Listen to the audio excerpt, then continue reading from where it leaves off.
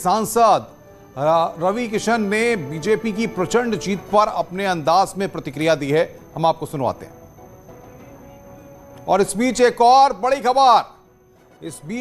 खबर, यहां पर आ रही है उत्तराखंड से। बड़ी खबर इस वक्त की, उत्तराखंड से इस वक्त की ब्रेकिंग न्यूज हम आपको बताने जा रहे हैं। उत्तराखंड के सीएम पुष्कर धामी हार गए हैं। यह बड़ी खबर इस वक्त की, उत्तराखंड के सीएम पुष्कर धामी चुनाव हार गए हैं। ये बड़ी खबर इस वक्त की, उत्तराखंड के सीएम पुष्कर धामी ने चुनाव हार गए हैं। ये बड़ी खबर इस वक्त हम आपको बता रहे हैं। पुष्कर धामी लगातार पीछे चल रहे थे और तभी से ये सवाल भी हम लगातार भारतीय जनता पार्टी के नेताओं से और प्रवक्ताओं से पूछ रहे थे और यहां पर खटीमा से लगातार चुनावी दंगल में ताल ठोकते रहे, लेकिन इस बार हार का सामना पुष्कर धामी को करना पड़ा।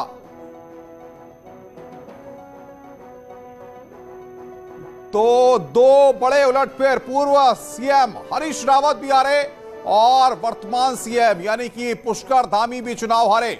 हरीश रावत भी आपको बता दें कि लालकुआं सीट से चुनाव हार गए और पुष्कर धामी भी यहां पर चुनाव हारे हैं। बड़ी खबर इस वक्त की, पुष्कर धामी खटीमा से चुनावी दंगल में ताल ठोके हुए थे और यहां पर पुष्कर धामी को हार का सामना करना पड़ा है। यह एक बड़ी खबर इस वक्त हम आपको बता रहे हैं। अब जाहिर तौर पर बीजेपी का आलाकमान या स्ट्रेटेजी प्लानिंग वाले लोग ये सोचेंगे कि जाहिर तौर पर कि जिस फेस को लेकर के वो चुनाव में गए थे 2022 के दंगल में, जिस युवा नेतृत्व की वो बात कर रहे थे, ऐसे में पुष्कर धामी को हार का सामना करना पड़ा है। भारतीय जनता पार्टी के नेताओं से अभी जब हम बातचीत करेंगे तो इस सवाल को पूछेंगे भी कि अब उत्तराखंड में उनकी स्ट्रेटेजी क्या होगी, क्योंकि पुष्कर धामी के नेतृत्व की बात थी, लेकिन पुष्कर धामी को यहां पर हार का सामना करना पड़ा है।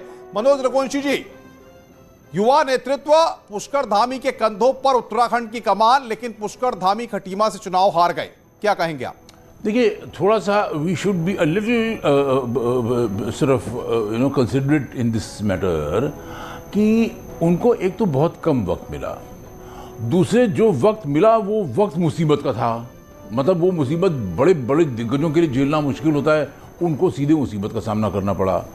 तो मतलब पुष्कर धामी, और मुझे नहीं लगता कि ये चुनाव कोई पुष्कर धामी की लीडरशिप में लड़ा गया है। ये देखिए, एक जो लहर थी वो ऐसा नहीं है कि योगी का जो रेडिएशन है वो उत्तराखंड में महसूस नहीं हुआ होगा, या नरेंद्र मोदी की लीडरशिप जो है वो केवल यूपी में थी और उत्तराखंड में नहीं थी। ये जो दो बड़े जो टॉलेस्ट स्टॉलवर्ड्स हैं बीजेपी के, इन दोनों की गुडविल जो है वो केवल यूपी में काम नहीं आई है, उत्तराखंड में भी काम आई है। तो ये इलेक्शन मैं तो मानता ही नहीं हूँ कि इलेक्शन धामी की लीडरशिप में लड़ा गया है। मेरे हिसाब से तो ये इलेक्शन जो है बीजेपी के टॉप लीडर्स की लीडरशिप में लड़ा गया है, बीजेपी की गुडविल की स्वीप में लड़ा गया है ये। तो लेकिन आपको क्या लगता है अब क्या होगा?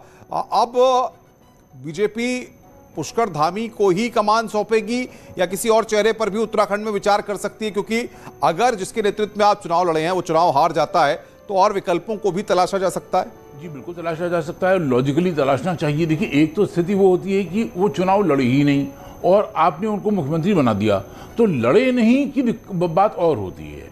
और आपने 6 महीने में चुनाव लड़वा दिया, वहाँ कोई उत्तराखंड में कोई लेजिस्लेटिव काउंसिल तो है नहीं, केवल एमएलए होते हैं, एमएलसी तो होते नहीं हैं, तो चुनाव लड़वाना पड़ता है आपको। तो अब अगर मान लीजिए जैसे कि दूसरे मुख्यमंत्री थे तीरथ सिंह रावत, वैसी स्थिति होती तो भाई वो चुनाव उन्होंने लड़ा ही नहीं, इसलिए कारण से हटना पड़ गया। तो वो हो तो फिर भी न्यूट्रल बात, बिल्कुल बिल्कुल महत्वपूर्ण बात हारे हुए कैंडिडेट को